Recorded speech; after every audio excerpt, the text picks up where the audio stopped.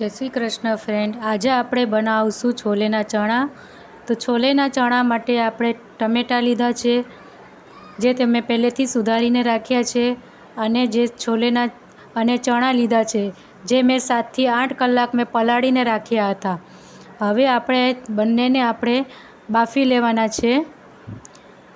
હવે આપણે એક બાજુ બાફવા રાખી દીધા છે. તો હવે આપણે 6 થી 7 નંગ આપણે કાંદા લેશું, એને આપણે નાના ટુકડામાં સુધારી લેશું. તમારામાં કાંદા ન નાખવા હોય તો તમે એમાં એવોર્ડ કરી શકો છો.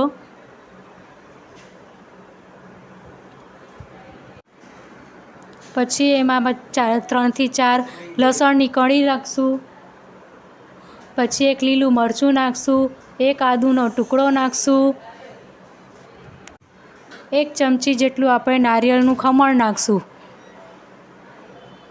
મેં આમાં કંઈ બીજા વધારે મસાલા નથી કર્યા, સિમ્પલ રીતે જ બનાવું છું હું.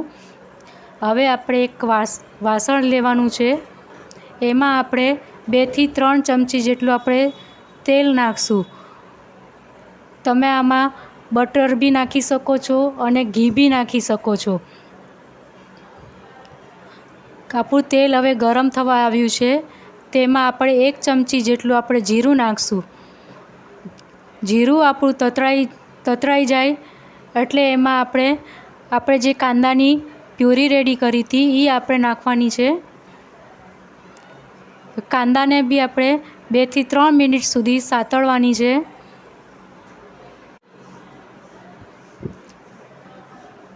આપણે આને અલગ અલગ રીતે ઘણા બનાવે છે.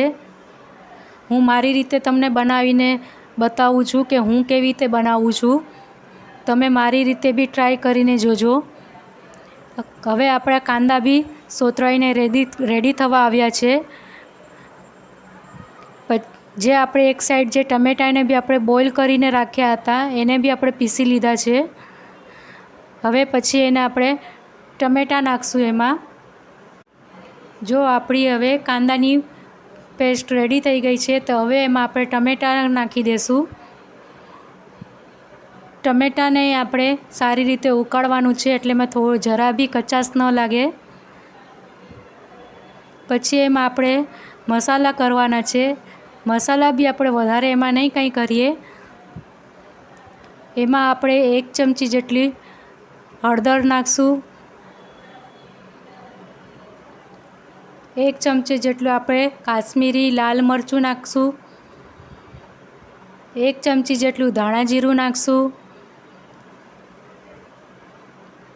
1 થી 1.5 ચમચી જેવું આપણે છોલેનો મસાલો નાખશું. મેં અત્યારે બહારનો જ મસાલો લીધો છે. મારી આગળ અત્યારે રેડી નહોતો ઘરનો બનાવેલો, એટલે મેં બહારનો નાખ્યો છે. પણ તમારે જો ઘરનો છોલેનો મસાલો જોતો હશે તો હું બી એ બી બનાવીને તમને બતાવીશ.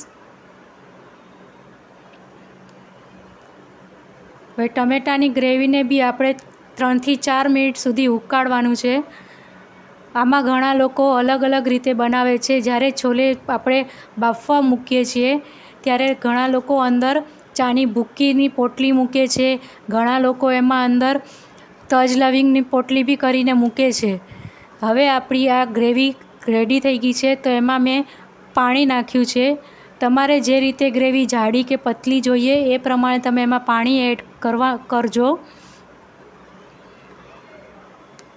પછી આપણા હવે આ ટમેટાની ગ્રેવી રેડી થઈ ગઈ છે, તેમાં આપણે હવે મીઠું એડ કરશું સ્વાદ અનુસાર. મીઠું મેં એટલે પાછળથી એડ કર્યું છે કે પહેલેથી આપણે નાખી દઈએ તો ઘણીવાર ખારું થઈ જાય, તો આપણે પાછળથી નાખશું તો આપણને ખ્યાલ બી આવશે કેટલું મીઠું નાખવું. એટલે હું હંમેશા પાછળથી જ બધી રેસીપીમાં પાછળથી જ નાખું છું. અને હવે આપણા છોલે બી જો બોઇલ કરીને રેડી હતા એ બી એને આપણે એડ કરી દઈશું. હવે એને બી આપણે 4 થી 5 મિનિટ માટે ઉકાળવાનું છે. હવે આપણા ચણા બી ઉકળીને રેડી થવા આવ્યા છે. હવે આપણે છોલે રેડી થઈ ગયા છે. તમે છોલેને પરોઠા કે નાન સાથે પરોસી શકો છો.